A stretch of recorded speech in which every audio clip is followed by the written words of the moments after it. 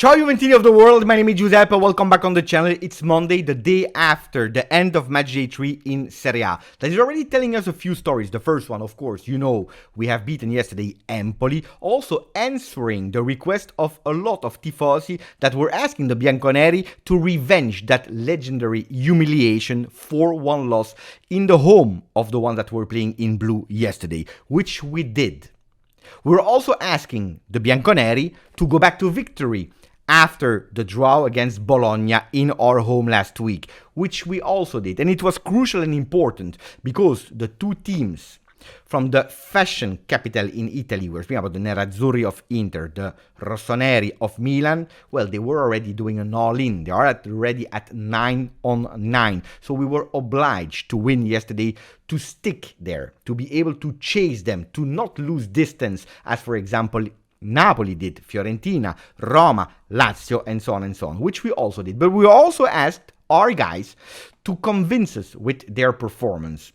And this is not 100% answered by your Bianconeri for a simple reason. There were good things that are telling me, Beppe, we are not anymore the team of 22-23. But there are also bad things that are telling me, Beppe, there is a border, and we are close to the border. And with a few details, it's dangerous because we can become again that team of 22-23, which is absolutely not acceptable. And that's why I'm happy on Monday to speak about the field, not of the topic of the field topics, the core, the mercato, no, about 11 men against 11 men with two coaches and their technical staff that are preparing the game, ready to change the game during the 100 minutes. Allegri and the coach Zanetti of Empoli. So in today's video, a lot of tactics, a lot of explanation about the fact that I rewatched the game without the stress. I used all the supporting tools to analyze the game, to study the game a bit better, to tell you a narrative about what I liked and what I disliked. If you didn't yet, please subscribe to the channel, continue to put a maximum of like. Yes, it's Monday. Yes, it's international break, but don't forget you're supporting more than you think just with your thumbs up. So please continue to do it because we are ready to start. For the people that didn't watch the game yesterday, but just the highlights or just the stats, you will tell me, Beppe, why are you not celebrating? Why are you not dancing? 2 goals scored with Danilo and Chiesa. 2 goals on top of the one that we scored were disallowed with Danilo and Pogba. And twice we hit the post with Milik and with Moise Kean. Beppe, calcio champagne, entertaining game, fantastic. And the problem is just that we didn't score 6 goals. We only scored 2. If I speak to you about the things that pay attention because we can cross the line and become the one of 22-23. I tell you that at the moment, I don't feel the superiority. I watched a lot of Serie A games from match day 1, 2, and 3. And I can tell you that at the moment, there are 2 teams that gives me really that superiority effect on the field. Milan and Inter. Gazzetta dello Sport, Corriere dello Sport are speaking yesterday, of course, about a magic, great Inter that trashed Fiorentina. Corriere is saying Oro Toro, Golden Lautaro Martinez with already 5 goals in 3 games. Top leader, capocannoniere at the moment of Serie A, in top form. And it's true, he's in top form, but not only him, also Inter. 8 goal scores, 0 conceded. Gazzetta dello Sport on the Inter, and this is actually the most beautiful representative image of what Inter is doing at the moment, because yesterday there was really a wave of Inter that took Fiorentina and pulled Fiorentina away. 4-0 loss, a huge loss for a team that I remind everyone, was praised by everyone after that 4-1 win over Genoa in match day 1, with a reincarnation of Iniesta in Arthur, a team that totally yesterday collapsed, disappeared. Anyway, they are stronger at the moment, I totally agree with that. They are giving me a superiority feeling that Juventus has not at the moment. A Juventus that is not spectacular. Even if you will tell me, hey Beppe, nearly 6 goals. No, it was not a spectacular Juve. That is at the moment not fluid. At the moment, we can't find an easiness in our playing style. It's not easy. If we want to score, we really have to fight for that goal. That goal in the box with chaos, with Danilo that is going with Grinta to put that ball behind the goal line, with Chiesa, a fantastic underrated assist of Milik that is going one-on-one on the goalkeeper, dribbling the goalkeeper, about to fall, but he's saying, no, I want to stay up, I want to revenge that 4-1 loss, I want to revenge the 2 last season, I want to show the people, the Bianconeri that are supporting and chanting that I am back. but again fighting to find a way to score. There is no easiness. There is at the moment not something that is telling me Juventus will score. Juventus will win 3-0, 4-0 against the last one in Serie A that was at the moment not able to score a single goal after match day 3. I miss this. I miss also the fact that we are going again with sometimes stupid mistakes because we go with a lot of anger. We are hungry, it's true, to revenge last season. We have that anger. We want to do better, you see it. But at the moment we can't, because if you go with only anger, you lose a bit of focus in the game and you are starting again with simple passes that you miss. You are not entering the game really well. You need time. You are still on that 1-0 that is risking, you never know, with a corner, with a free kick, with some chaos, with a deflection to concede a 1-1, and we are not sure if we are able to react at the moment because again, against Empoli, they scored and we were not able to win. A big, huge problem in last year's season. So these are the things that are telling me, attenzione Beppe, because you can switch immediately in that 22-23 team and narrative again. On the other side, I saw things that are not like 22-23 and are giving me a bit of positivity because at the end, ragazzi, we won 2-0, we can celebrate, we can be happy. Well, it's a different season because I see some improvements. The first one is the team is playing higher on the field. This was something that we wanted to do.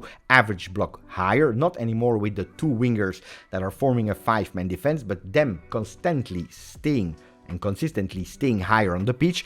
A team that is defending also higher. Look at the position later of Danilo and Bremer, super higher, aggressive on the one that is taking the ball.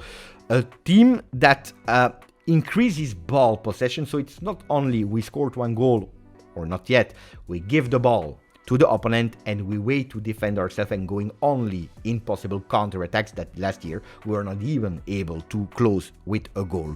A team that didn't suffer yesterday. We didn't suffer. Look at the stats of the shots on target. Empoli, 0 shot on target. They were never nearly able to shot on target to put us in difficulty. Of course, we are speaking about the last team of Serie A, a team that I predicted would be relegated. We try also to play more vertically and also we try to play more in the center of that field, giving and trying new alternatives. So I see already some different things. 3 different games of Juventus against Udinese, full power, full intensity, full pressing in that first half, disappearing in the second. Bologna, we start extremely bad and we are blocked and we have absolutely no idea and we don't even try alternative solutions. And then you have the one of yesterday against Empoli, where Juventus is more mature, more intelligent, less crazy, managing some games, but still not able to be really precise. With a Juventus that at the right moment is going and scoring, should have scored much earlier, and then you go back to the positive and negative sign that I already told you. Yesterday, probably not a lot of people outside of Italy spoke about Danilo. Danilo that according to me, I have 2 men of the match, Danilo and Weston McKennie.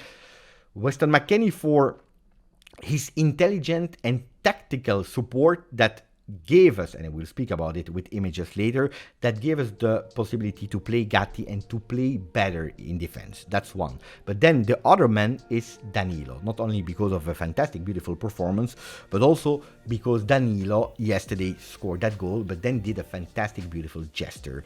A lot of time we spoke about the DNA of Juventus, that is an old narrative, that is something that is gone, that is not valid anymore in 2023, that we miss players with leadership, with really understanding what is Juventus, especially after losing Bonucci, Barzagli, Chiellini, Buffon. So, you know, we are looking for that. But then we see a Danilo that knows perfectly the history of the club. A few seasons ago, he took that number 6 in honor of Gaetano Scirea. And again, I already mentioned him so many times, but if you don't know the story of Scirea about Juventus, it's high time that you are going back in the history books to understand who is Gaetano Scirea, what is representing for Juventus. He took that number 6 in honor of him. He tries to show it with facts and leadership on the field. That number 6 that after the game, he went to the son of Gaetano Scirea, that is match analyst of Juventus, going and offering that number 6. Yesterday was the day where a a lot of years ago, Gaetano Scirea unfortunately passed away yesterday. After scoring that goal, is giving that number 6 to the son of Scirea, which is a fantastic, beautiful thing that are important to understand, because we are Juve, and even in a difficult moment it's important to remember what is Juventus. Because if we want to see, like yesterday before the game, that little kid taking the badge of Juventus, giving a kiss to the badge, we're not speaking about a player that is faking that moment. It's a real kid that is authentic because he loves the colors that we are defending. Well, it also goes through Danilo. Yesterday after the game, Max Allegri said something that is controversial for some. He said Inter, Milan and Napoli are the favorites, but in 3 months we will see. The first thing that has been taken into consideration from negative supporters was that he said that we are not there to win the Scudetto. This is what they understood from it, that we have to readdress the objectives, that our objective is to enter top 4. The second part of the sentence probably was not understood, they didn't hear it, but he was saying in 3 months we will see. And victories like the one of yesterday are telling us that it's fundamental to stick there, because in 3 months, in December, we will see if we're still able to compete with the teams that objectively, I watched all the games, even Napoli that didn't play well against Napoli, they are ahead of Juventus with their men, with their depth, with the way that they are playing. So attenzione, because I don't see something particularly crazy in the words of Max Allegri when he said that yesterday. Tuttosport, and that's where we are going towards the tactical analysis of yesterday. Tuttosport is showing Federico Chiesa celebrating out of breath yesterday that 2-0. Avanti con Chiesa, avanti con fede. You know, they love to play with the word fede, that means hope. Let's go with hope. Let's go with hope. With Juventus, that needs to continue with hope. That fantastic goal of Federico Chiesa that you can see here celebrating with a beautiful image with hunger. It was all hunger. It was all anger. Going, staying up, going, dribbling the goalkeeper, refusing to fall on the ground, and going and finding the way to change his foot from left to right to score, and finding the angle to bring us to 2-0. Fantastic, beautiful celebration. Isolated from Chiesa out of breath, but then with the team, with the Federico Gatti that was extremely happy to have a clean sheet and to go back to victory.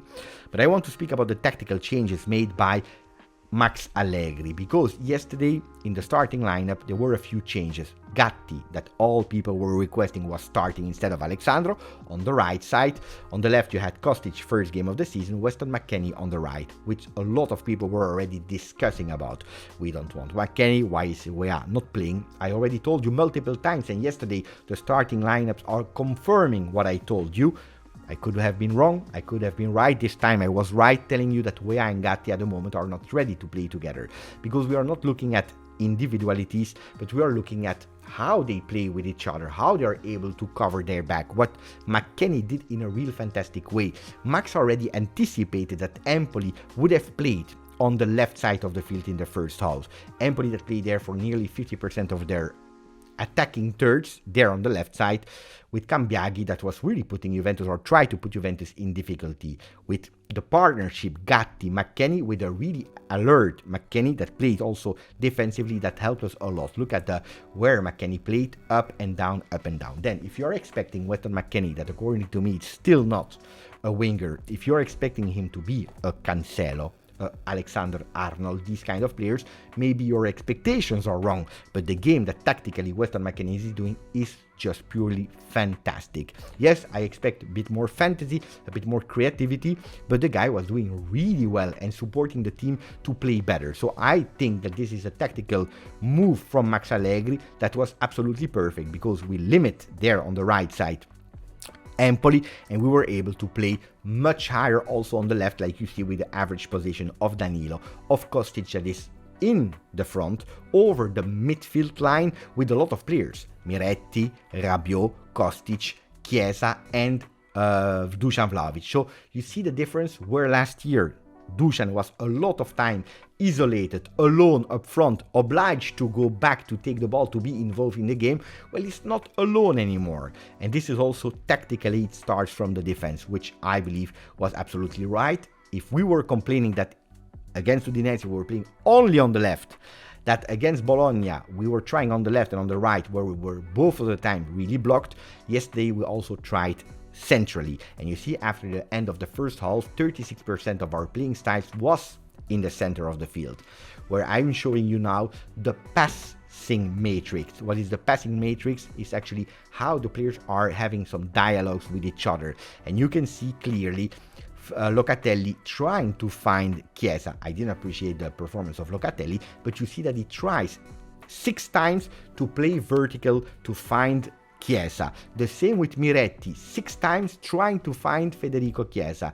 Rabiot, not a lot, only 3 times trying, but the players from the midfield that didn't perform really well, they try to see that verticality, not anymore playing only in the back or on the wings, but also trying to find Federico Chiesa. So that's why when people are telling me, but this is not the role of Federico Chiesa to play in a 3-5-2 being a second striker, look, if he is improving technically and tactically, Chiesa, he can do really a lot, because we have already the idea. But not only Chiesa, also our passes needs to be better and so on. Our accuracy needs to be better, but the ideas of going vertical is there, and you can see it, guys, not with words but with facts. You see also the heat map of Federico Chiesa that was a lot central, less only on the left, which causes us problems against Bologna.